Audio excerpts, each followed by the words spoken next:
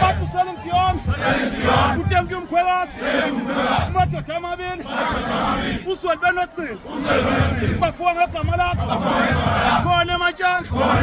bathi breakfast thula wethu bathi uNtombi Mfundisi Chris khona eMdletshe thula wethu uNtombi Thole njengilezi khona eMaqambini uMaqambini uMamtheni thula wethu